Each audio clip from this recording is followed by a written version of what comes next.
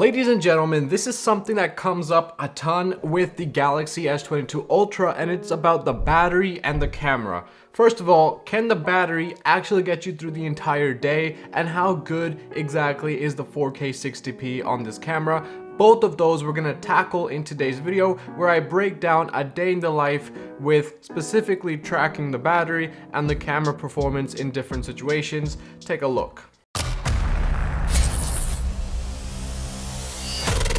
In this video, we're only going to do a 100% charge drain. So we're not going to recharge this device. We're going to see how long one charge can last me throughout the entire day. And so that's where my morning begins. I unplug this device from the charger and it is at 100%. The first thing that happens after I take my phone off of charge is I get my weight. So I weigh in on one of my weighing machines. I record that weight on Google Sheets right on my phone. I generally don't open my computer yet, just because that if I have that open, I'm gonna start doing other things, and I'm just gonna delay my gym session.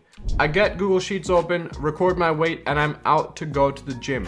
Now, during my gym session, okay, that's the last time I'm saying that. Generally, this phone is going to have YouTube and data on the entire time. So I generally, if I'm on the treadmill, I have this set up in front of me where I'm watching a video or a game or something like that. I have Bluetooth on with my Beats Fit Pros, and I have data on. I could use gym Wi-Fi, but I've said this in my last video where I did the 5-month later review. Data is actually faster than Wi-Fi on this phone. My Wi-Fi has taken quite a bit of instability over the 5 months of using this device. Now, the gym session lasts about 1 hour, and at the end of that hour, my battery percentage did go down about 10%. We were at 88% at the end of the gym session. Once I'm back from the gym, this is where, you take a bath, you clean up, and it's time to go out to the city, and that's where the power usage begins. So before we get to the city, make sure to smash that subscribe button, because it really helps grow a small channel like mine,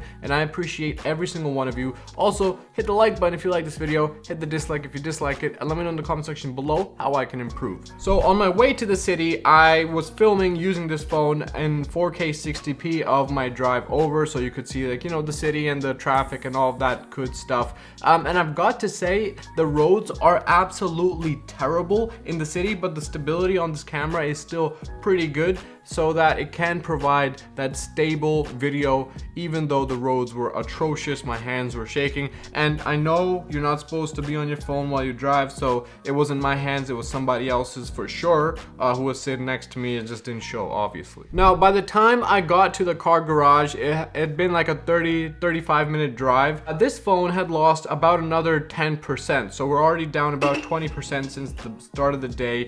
We're down to 80% now, 79, 77%. It was around that specifically, and the phone was also starting to heat up a little bit. Now, on this drive, I had data enabled, I had my Bluetooth enabled, it was connected to my car, I had Google Maps on in a pop-up window, and I had YouTube playing full. So I had that on consistently throughout the entire drive, and that also ate up another 10 to 12% of my battery. And not just that, the phone was starting to heat up quite a bit as well. Maybe it was just because it was like 96 degrees Fahrenheit that day, so it was very, very hot. But I mean, I had AC on in the car, so I don't know. That's more consistent with my use case, where whenever I drive around, this phone was starting to heat up by the time I got to the garage. Now, on my walk from the garage to the office, I decided to take some videos, take some photos, all that good stuff, try the zoom features, and it's always super cool. It's not surprising, because I mean, maybe in the start,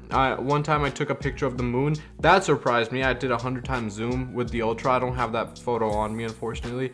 But in here in the city, it's just a lot of fun, right? You're able to stand way back, and you're able to zoom in on a building and get a nice window image. I don't know why you're taking window images, but it is what it is. It's just the perspective that this brings to the table. When you zoom all the way out, you see that ultra wide, you do 1-time zoom, and you see what you're more used to, and then you go into 100-time zoom, and you're seeing things that you couldn't see with your eyes. That's phenomenal. Like, it's there, you can't see it, but this brings it to life. It's really cool to use.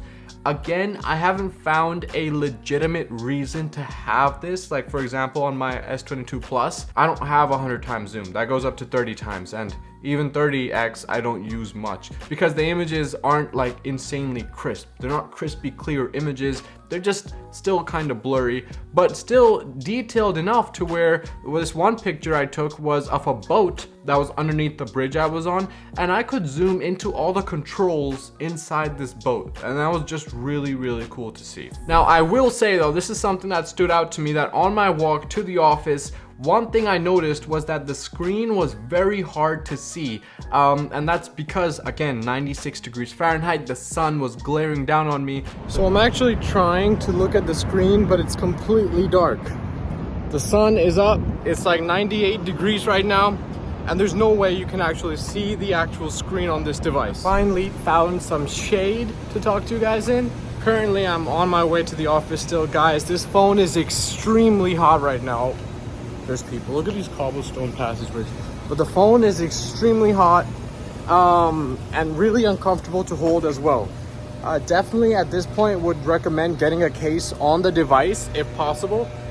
But otherwise, yeah, I'm on my way to the office. I hope it doesn't overheat. We might run into an overheating issue, but otherwise we're just gonna continue and see what happens with this device. Although, I mean, right now it definitely looks very bright and everything. Outside, it doesn't get super bright. On my camera that I was recording with, you can see a little bit of the screen, but for my eyes, I couldn't really see it at all. So it was very hard to actually compose a good picture without being able to see all the details in the picture because it was just super bright. And aside from the screen not being bright enough, boy, was this phone getting hot. This was a hot pebble in the sun. Again, it might be the heat getting to the phone.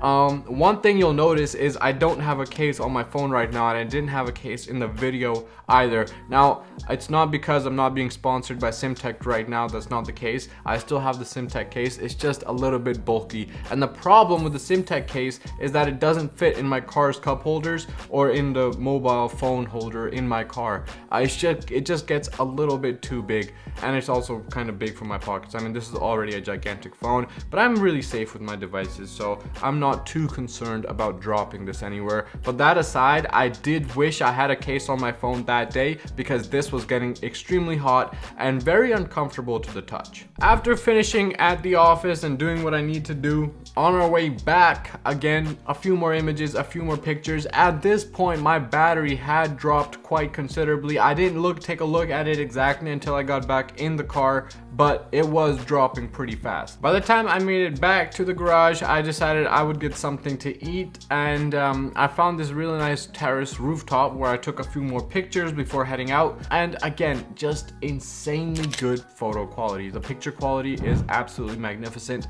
It's very comparable to the iPhone 13 Pro Max.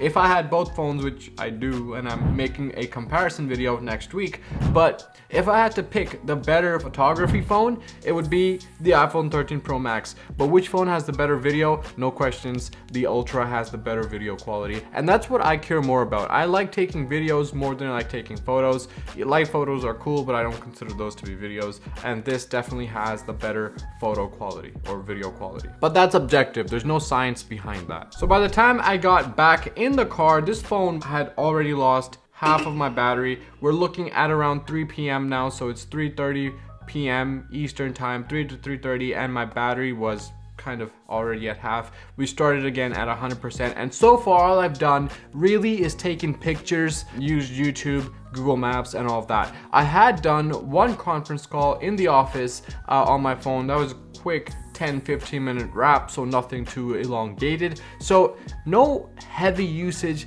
just yet. And so I was, enjoying this terrace, took a few videos, went back in my car, and there was something I noticed I hadn't used: the S Pen. So I just finished making my order to go eat food, and as I sit here waiting for it to get done, I'm playing with this editing feature, and honestly, it's a pretty wholesome feature. I mean, it's really easy to use. There's a lot of different features I can add to this video and kind of create an entire movie right through the editing app on my phone. It's kind of similar to iMovie, but personally, I do like Android's rendition much better. I will say though, that this little thing right here, the S Pen, has still not been used even in making this movie. Sure, if you're making precise cuts, like here, sure, it can be a lot easier if you're making precise cuts, but honestly, for now, I just feel like my fingers are more than enough with very slow kind of scrolling.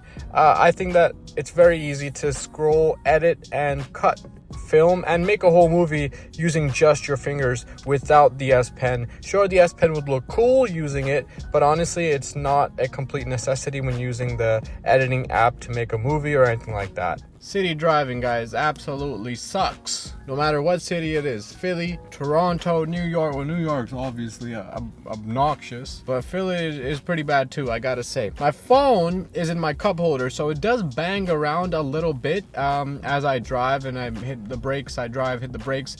This does bang a little bit, but honestly, I've had it this way for 5 months and it's still in perfectly fine condition. Oh, there's someone asking for money. I don't know why or how that guy just made a right on a red light, which you're not allowed to do. So he was looking at the bicycle lights, which were green. There you go. So things are flying around. My phone's still here. Anyways, yeah. On to the food area. Let's get it. So heading to the restaurant now. It's called a restaurant. We're going to halal, guys, man. This is quick fast food, fam. Fast food. But it was really good. Okay, that's what matters. It was delicious. At this point, this is when I sat down and started browsing social media. So I know it's kind of late now. It's 4 p.m., 4:30. This is the only time I had to sit down, browse social media and things like that. And so, I did the constant scroll, the likes, the dislikes. You know what you do. So there was social media, getting updated, learning what all the new things were, replying to some of your guys' comments on some of my previous videos, updating you guys on my upcoming videos. All of that stuff was happening while I was eating. So I wasn't on my phone doing too much. It was just social media and commenting and replying to you guys and enjoying my food. I didn't this time watch anything because I felt like replying to you guys and keeping you guys updated was a little bit more important than watching a video while I eat. So it was just work and I got that knocked out as well. After I'm done eating, I drive back home. By the time I get home, this phone is kind of drained pretty hard. Ladies and gentlemen, I'm back home. Okay, so that was quite a bit of food. Which was a ton of fun, and during the entire time I was eating, I was browsing Instagram and kind of catching up on the day that I hadn't really been able to do thus far. I know it's kind of late, but I mean, since morning we hit the gym, we worked out, then we went to the office, which I still hate that I forgot to film. Ran around the city, couldn't find a place to sit in the shade, so I came back home or went to the restaurant, had some food in the restaurant, which was good. And I was browsing, having fun, texting things back, commenting on your guys' replies and things like that. And so after all of that has happened, on obviously driving, so had this on the entire time I was driving, we are left with 32% battery. It is now 5 p.m. EST, or 4:46 to be exact. And we're looking at 32%. Now it does say 3 hours and 60 minutes left. I do not believe that one bit, because if we've learned anything thus far, that is very, very inaccurate. Maybe if it's on standby, but other than that, that stat is inaccurate. What I'm gonna be doing now is I'm headed back to the computer because now it's time to start finishing an outline for one of my next videos. I'm gonna be comparing this to my iPhone 13 Pro Max. So this versus this. And we're really going to talk about the differences, so make sure to smash that subscribe button if you want to stay in the loop and up to date about all the updates, comparisons with these new devices and the newest tech available. But yeah, I'm going to be hitting the monitor, I'm going to be typing up and doing a little bit of work now, kind of relaxing on the side as well. This is just going to be on standby the whole time. So generally when I work on my desktop, I am not on my phone. I'm focusing on whatever needs to get done. And yeah, I think the next time I turn this on might be when I have the studio pulled together to film. Let's see if this goes till then. By the way, one interesting thing about this is that for some reason, I've noticed standby time get worse and worse as the battery goes down. I don't know, when it was at 100% and I kept it closed, the standby time was a lot better, so the drainage wasn't as bad. But now that we're down to 32%, the standby time is actually getting worse and worse as well. It's just something I picked up. Also, the device is cold now, so no major heating issues to proclaim. So I sat down, started making this video, writing things out, outlining the video and all of that good stuff. And by the end, so around 5:30 to 6 p.m. Eastern time, that doesn't really matter, this phone had reached its end, okay? Usually when it dies, you have this vibration. I didn't notice it then, so I didn't actually pick up my Z50 to film it. But unfortunately at that point, this phone had died. When I did end up picking it up, it was cold and it was knocked out. Obviously it's not knocked out right now. It's perfectly fine. It's at 62%. It's 4:30 p.m. But I'm not working on this phone right now. My main device is the iPhone, so I have that because I'm coming up with a comparison next week. So definitely stay tuned for that and make sure you're subscribed. But what we learned throughout this entire day was that, first of all, the heavy usage, I'm definitely not a pro consumer, which is weird because I feel like I am. I feel like I'm a content creator. I have these businesses, I have work I do. I'm a college student. I have a lot that I'm packing into this device. I use Notion exclusively for all of my different tasks that I need to get done throughout the day. And so I have Notion on my dashboard and all these things that I still use, but I feel like I'm still not up to the level that Samsung has made this device for. And that's the beauty of it. That's why this is called a beast. That's why no one calls the iPhone 13 Pro Max a beast. It's a great phone, great camera, but it's not a beast because like you have to be Elon Musk to be the kind of person where you're using every like little inch of this device. Otherwise, there's holes that are still left that leave you room to grow into them. For example, the S Pen. I never took it out once all day except for the demonstration of the photo editor on my phone. So to show you guys the movie editing and those features that this phone has, I took out the S Pen. But did I need to use the S Pen at all throughout the entire day? No. I had a contract come through that I did need to sign, one contract, and I got that knocked out using DocuSign. With DocuSign, you just tap and you type in your signature and that's it. So you don't even need to actually physically type it in. The other thing I did was when I wanted to go to eat, I opened up Google Maps and I had YouTube playing and I did a split screen kind of thing so I could walk over, which definitely didn't work. But again, that's another way I could have used the S Pen in this device to find or to quick launch the Google Maps or something like that. I didn't do it. I just didn't mind tapping it through. And that's the interesting thing, is that there's like a threshold behind taking out the S Pen. Look, if it's not important enough, I'm just not gonna take out the S Pen. I'm just gonna navigate, open the app and do what I need to do. Things I still use the S Pen for is if I'm taking like a selfie to use as a shutter button. That's classic. I still like that because this phone is very big. So that's like solving a problem. Another thing I do use this S Pen for sometimes is to write on top of screenshots. So for example, if I take a screenshot and I want to remember why I took this screenshot, I'll be able to take that screenshot and quickly write over exactly why I took it for an ad or something like that, something I really like. I can remember it later on when I go back through my screenshots. Now, using the S22 Plus, I wasn't able to do it as precisely, but I was still able to circle exactly what caught my attention in the screenshot so that when I go back to it, I know exactly what I'm referring to. So again, like little things like that, this isn't an absolute necessity for me at least, but it does come in handy. But there's this threshold where if it's not important enough, I'm just not gonna work on taking this out and I'm just gonna skip over it. Aside from that though, what do I think about a 5:30 p.m. Eastern time battery? Fam, I should stop saying fam so much. It's not that bad. The thing is, with this phone, although the battery is kind of unstable, and what I mean by that is that some days it does get me throughout the entire day. Honestly, today it might get me throughout the entire day. It's 61%, it's already 4:40 p.m. So yeah, it could get me into the night. But the thing is, the battery is very unstable. Sometimes I'll leave this on standby and I lose like 10%, which happened during my video of tracking the battery, but sometimes the standby is phenomenal. My point is that the battery is kind of unstable. It dies very fast at times, and sometimes it surprises me, but it charges up very, very fast. So even though this will die at like 5:36 p.m., I can easily fast charge this and I'm back and running in like 20 minutes. In 20 minutes, this will go from like 0 to 65% easily. So that's my point, is that while this battery isn't stable and will die faster, the fast charge kind of makes up for it. Now, I have been testing the iPhone 13 Pro Max for a little bit, and I'm gonna do a full comparison next week, but that phone has a much more stable battery drain. It never surprises me when the battery drain goes down a lot because I know exactly what I was doing. The thing though is that with that phone, it charges up a lot slower.